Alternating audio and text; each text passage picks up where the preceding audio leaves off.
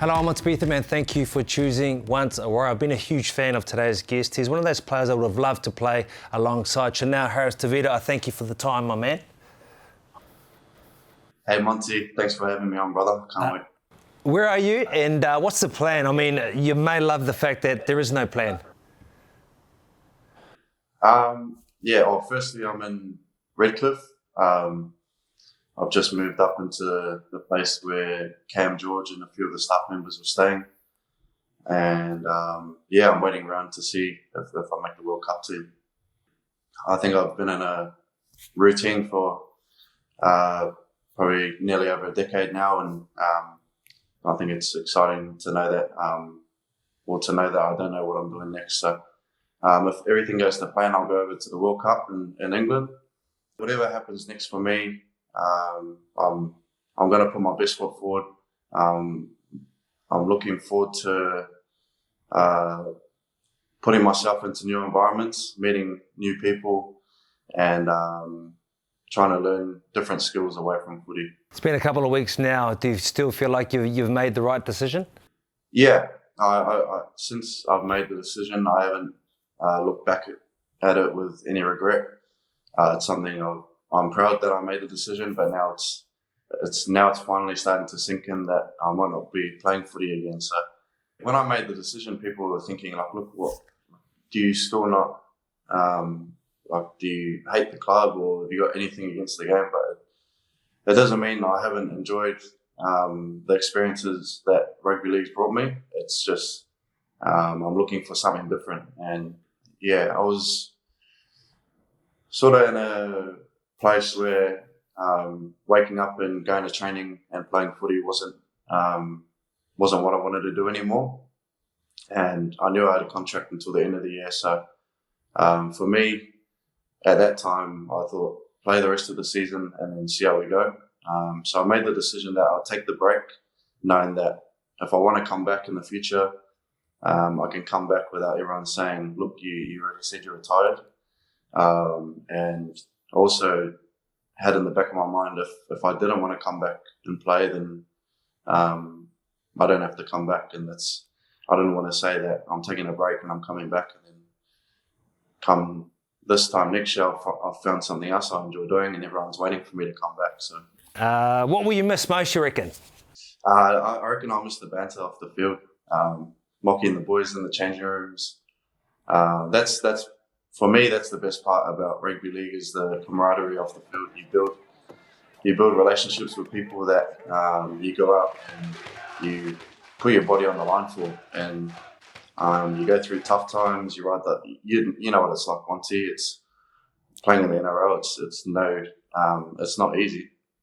You're riding the roller coaster every week during the season. So when you get to spend time away from footy with your teammates, that's probably the most special part for me. Watching you compete is something I'm really going to miss. Moments like these. Harris-Tavita! Harris-Tavita! Harris-Tavita! Great surge.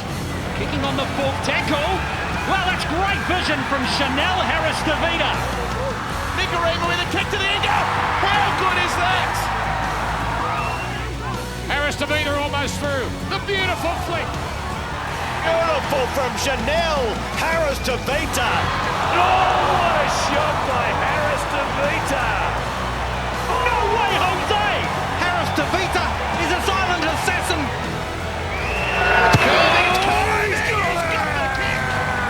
He's got it! What a pass. Harris-Tavita, how quick was that? Oh, yes! Chanel Harris-Tavita! When you watch that back, Chanel, how does it make you feel? Some great moments you gave us in that Warriors jumper. I haven't had really much time to reflect on my short career, but seeing those highlights make me proud of how far I've come. Growing up, I wasn't very talented. I didn't have the speed and the strength of the people my age, but as I got older, I started to learn that the harder you work off the field, the luckier you get on it. And that's a recipe that worked for me when I was playing footy. And I think those highlights are a result of me working hard off the field. Let's go back to before you even came to the club, before you're on the books. What was your first memory of the Warriors, and who was the player or that moment that made you think, you know what, I love this club. I want to be a Warrior one day? It has to be Sean Johnson. Man, like imagine I get to put on a Warriors jersey one day and play with Shawnee, and then he ended up re-signing last year. And I was like, man, I might get the opportunity to play with him. And I thought I'd be playing alongside him, but I was actually playing fullback. But I eventually got to play in the house with him, and it was an unreal experience. We got to know each other really well, and it was actually his birthday a couple of weeks ago. I went to his birthday party and celebrated with him. And I can't put into words how good of a person he is. I love him as a player, but I love him more as a person. 13 games played in your first year, 2019, but none are more memorable than one's debut. Talk to me about that, and what do you remember? What's your memories? I remember getting called into Mooks' office and him telling me that I was going to start on the Friday night. I told him to F off. I couldn't believe it. He was like, "Oh, you don't want to play?" I was like, "No, I want to play." And I rang my family straight after my meeting with him, and they were pretty stoked. We went out on Friday night, and the boys, everyone did their job, and we got the result. And it's a night I'll never forget. 19 years of age, most guys at that age are out, and they're out every weekend, and they're out on beverages and doing everything else. You had a different lifestyle because you're an elite athlete early on. Were there many sacrifices you had to make, or was that just fine by you? I think the one thing I did was I stayed off social media, and I'm so happy I did. I knew if I stayed on it, then I'd start to get a decent following, and then I didn't want to let things get to my head and then let it affect my performance. So I ended up staying off social media for a couple of years, and I think that really helped me focus on my job. It's, as a young player, it's hard to play consistent footy in the NRL at the top level. So you need to be on your game every week. You need to prepare well. You need to be consistent with your actions, and you can't take your foot off the accelerator, otherwise you're going to get found out by the better team. So that's one thing I'm so happy I did was stay off social media for a bit. You know, the maturity you showed early on was huge, because, I mean, you're still a young man now at 23, but at 19 years of age you come in. Who was the people around you that gave you those learnings, because you always seem to be the ultimate professional? Yeah, for me it was my parents. Both of them have always been hard workers, and I've always looked up to them because of that.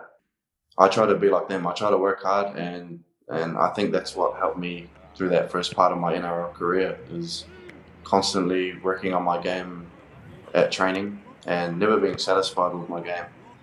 And that gave me a lot of confidence to go out on the field and execute my job. Now, there's tackles and there's shots. Man, you went out there with bad intentions. Why would you love to put on shots? Well, as a kid, I hated tackling. That's what people like don't know is, like, I had to learn to love the tackle. There was one game I was playing, it was like under 16s or something, and my dad was sick that day, but he still came out and watched me. And like I was tackling like that. Like if you watch if they were recording the game and you watch back my tackles, every tackle that was my technique. And he was off me after the game because like I didn't put my body in front. I didn't give it a crack, and I was so disappointed in myself. Like I felt bad that he came out and watched me basically play touch in a game of footy. So after that, I got into a tackle, and I was, that's not too bad. And I went in a bit harder in another tackle, and I was, it's not that bad. And I realized that the harder you go in, the less it hurts. So I started going in real hard, and I ended up hitting a few players that were bigger than me, and that's what I was known for when I was playing in the younger grades. So I was like, I'm going to keep doing that as I get older. In round one against the Knights in 2020, I remember covering the game here in studio and then hearing the news that you guys would not be coming home. You've just come off the field. Talk to me about what happened in that change room. Usually when we walk into the change rooms, the coach is waiting for us to address what we did wrong and how we can get better for the next week. But in front of the semicircle of chairs for the players was Cam George, and he basically told us that he wasn't sure if we'd be able to get back into the country, and he couldn't tell us when we'd be able to find out. So the boys were straight on their phones, calling their families and basically relaying the news to them, and I did the same. And I was lucky at the time; like I didn't have a partner or kids, so I felt for the boys that weren't sure whether they'd be able to see their partner or their kids anytime soon. From an individual point of view, the hardest part was not being able to play in front of my family and friends. That's something I've always loved doing, not just our family and friends, but our fans. They're the ones that drive us as well. That was a difficult time for the club. Understatement, it was a difficult time. What did you do as a group to try and keep each other up? Because, you know, I'm sure there were some real dark moments, man. There were just so many rules and protocols that we had to follow. It was hard to focus on footy because you would try not to get in trouble with the NRL Apollo team. And yeah, we might have got away with a few things that we shouldn't have been doing, but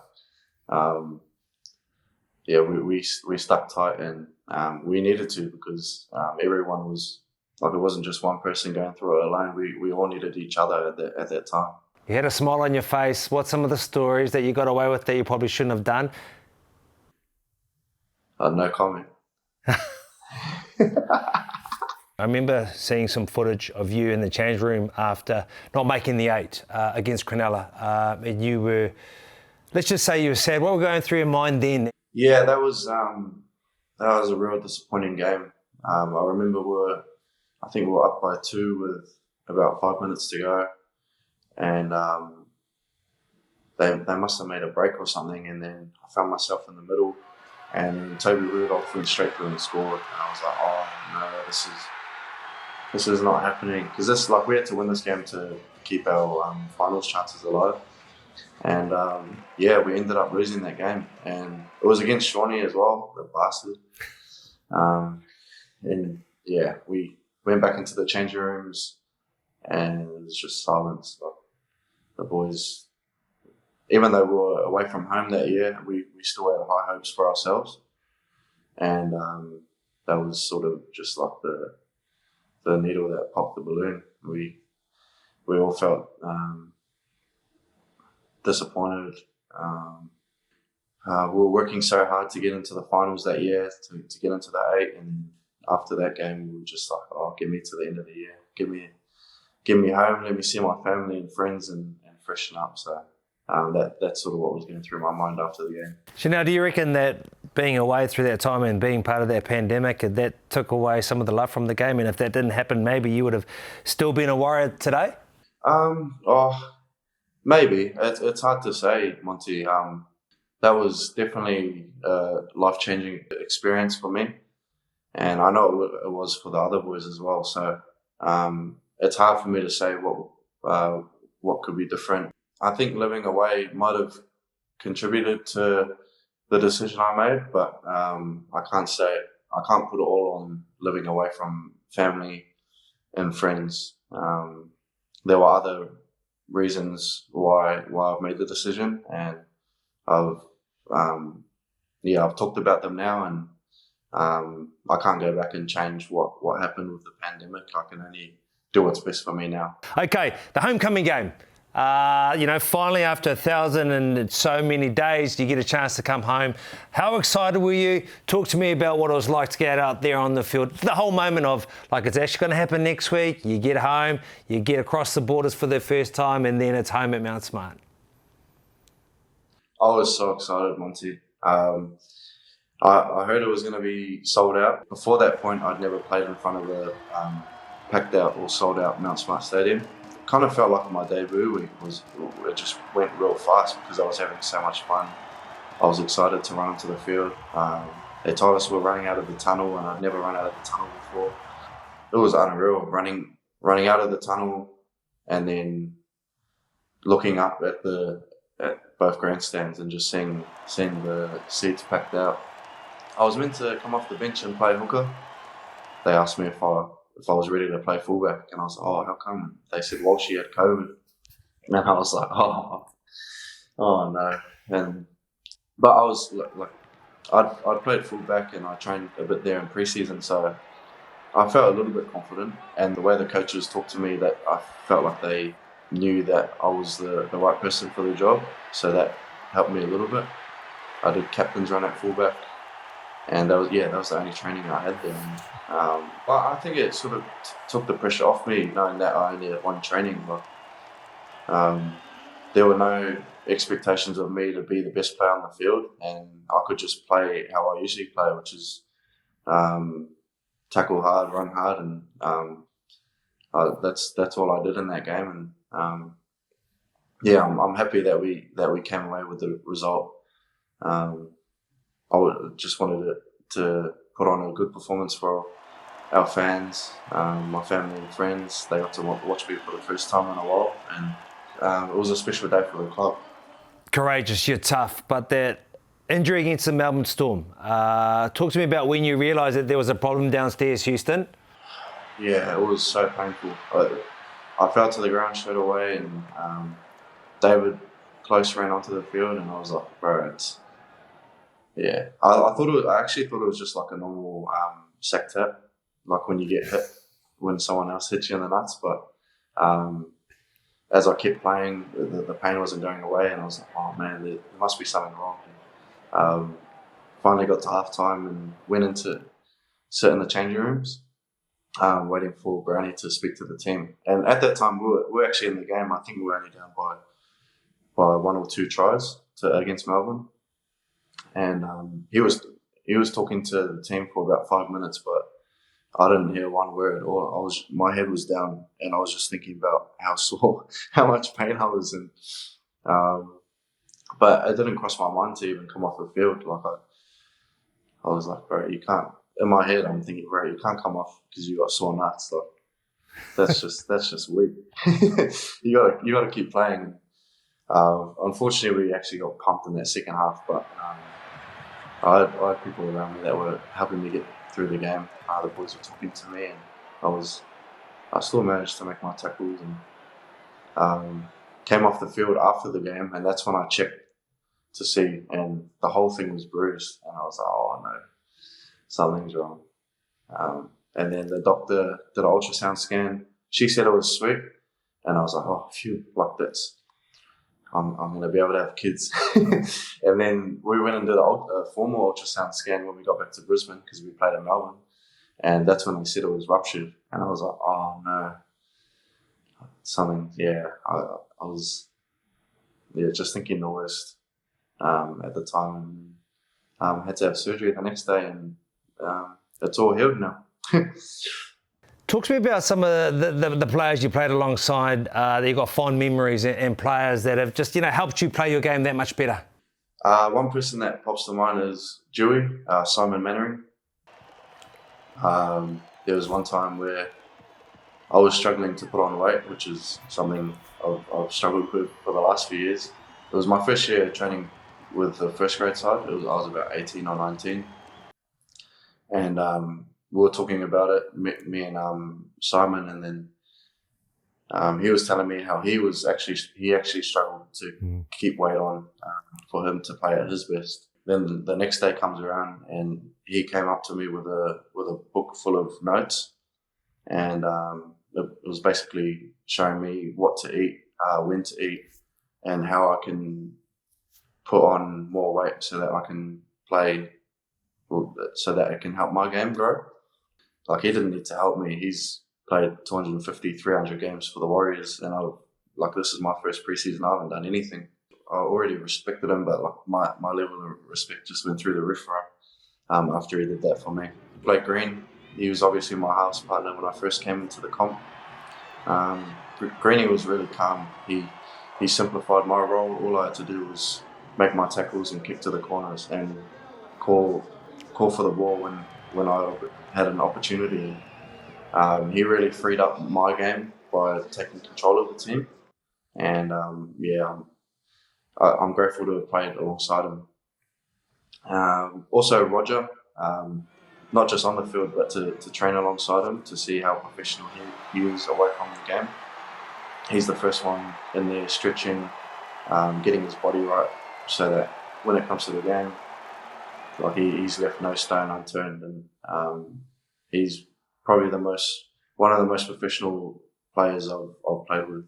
What about the characters and relationships you have off the field? Who you going to miss, man? You know, you turn up to training, you start getting into each other straight away. Who are those guys for Chanel Harris-Tavita? The first one I have to say is my roomie, Wade Egan.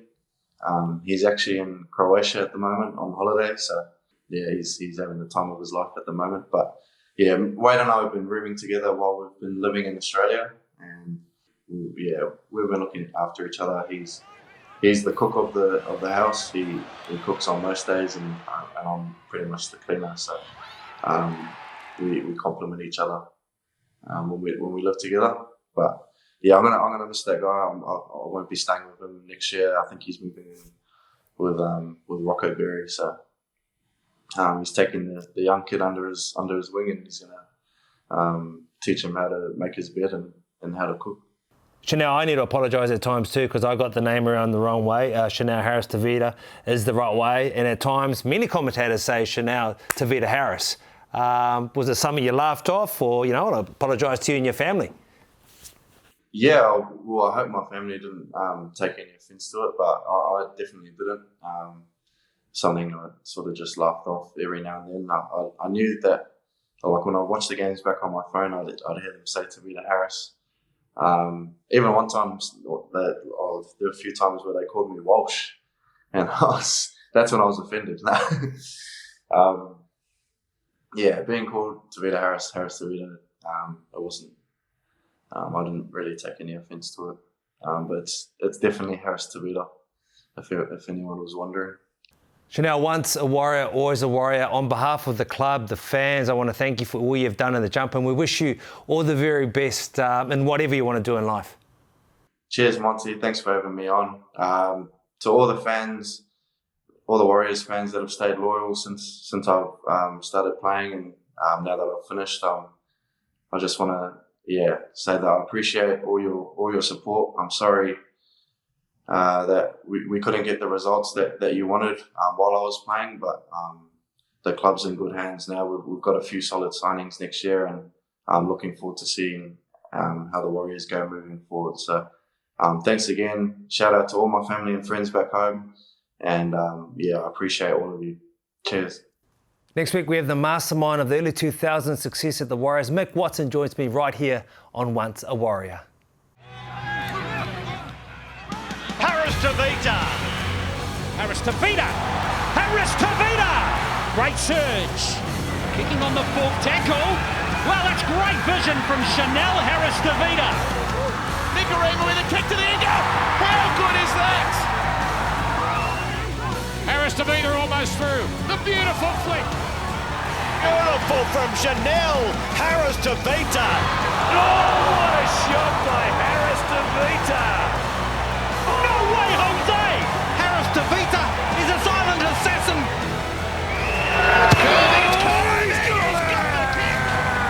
He's got it.